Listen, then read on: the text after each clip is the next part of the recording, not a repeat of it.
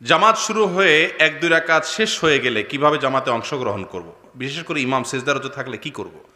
জামাত শুরু হয়ে গেছে, এক রাকাত বা দুই রাকাত শেষ, আপনি আসতেছেন জামাতে যোগদান করার জন্য, ইমাম সাহেব রুকুতে চলে গেছে বা দাঁড়ায় গেছে, তখন কি করবেন? আস্তে আস্তে হাঁটবেন না খেচে দৌড় দিবেন? কি বলেন? জামাত শেষ হয়ে যাচ্ছে, তখন কিভাবে যাবেন?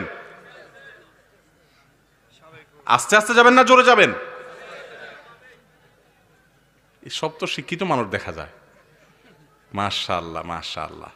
এই এলাকায় মানুষ কোরআন হাদিস সম্পর্কে ভালো জানে, বোঝা গেছে আস্তে আস্তে যাইতে হবে। তা আমাদের দেশে সাধারণত দেখা যায় ইমাম সাহেব রুকুতে চলে গেলে দৌড়টা দেয় কি পাগলা দৌড়। কেন দৌড় দেয় এরকম জানেন? জামাতের প্রতি মহব্বতের কারণে। ইমাম সাহেব রুকুতে চলে গেছে, আমার ছুটে গেলে একটা আমল ছুটে যাবে, এই জন্য দৌড় দেয়। হইতে পারে, কিন্তু বেশিরভাগ ক্ষেত্রে যেটা হয়, আল্লাহ মাফ করুক, সেটা হলো যে ইমাম সাহেবরা রুকুতে যায় দৌড়তে পারলে এই রাখাটা আর পড়া লাগবে না, বাসলাম বাবা, ঠিক না? এই জন্য দৌড়টা দেয়। কিন্তু দৌড়ের স্টাইল দেখে মনে হয় আল্লাহর ইবাদতের জন্য কত পাগল বেচারা, কি দৌড় দিছে। আসলে বাঁচার জন্য, এক রাকাতটা সংক্ষেপ করার জন্য। আউযুবিল্লাহ, সদুদ্দেশ্য আছে। এই জন্য দেখা যায় রুকু থেকে উঠে ইমাম সাহেব দাঁড়ায় গেছে বা সেজদায় আছে, তখন কিন্তু কাউকে দৌড়াইতে দেখা যায় না। যায়? কেন যায় না? কারণ এটা ধরে লাভ কি, রাকাত তো আর পাবো না, ঠিক না?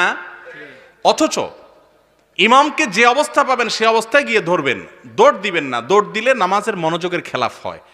আপনি যদি প্রধানমন্ত্রীর সাথে সাক্ষাতের সুযোগ পান, প্রধানমন্ত্রী পরের কথা, আপনার আসলে এমপি সাহেবের সাথে সাক্ষাতের সুযোগ পান, আপনাকে কেউ নিয়ে গেছে, দোস্ত চল এমপি সাহেবের আমি পিএস, তোরা আজকে দেখা করে দিব। আপনি এমপি সাহেবের কাছে যাওয়ার সময় কেমনে যাবেন? দৌড়াইতে দৌড়াইতে দৌড়াইতে দৌড়াইতে হাঁপাইতে হাঁপাইতে ভিতরে এরকম হাঁপাইতে হাঁপাইতে বলবেন, এমপি সাহেব আসসালামু আলাইকুম, ভালো আছেন, এরকম করবেন? এরকম করলে এমপি সাহেব তো দূরে একটা কষায় চড় মারতেও পারে। এটা বেয়াদব নাকি রে?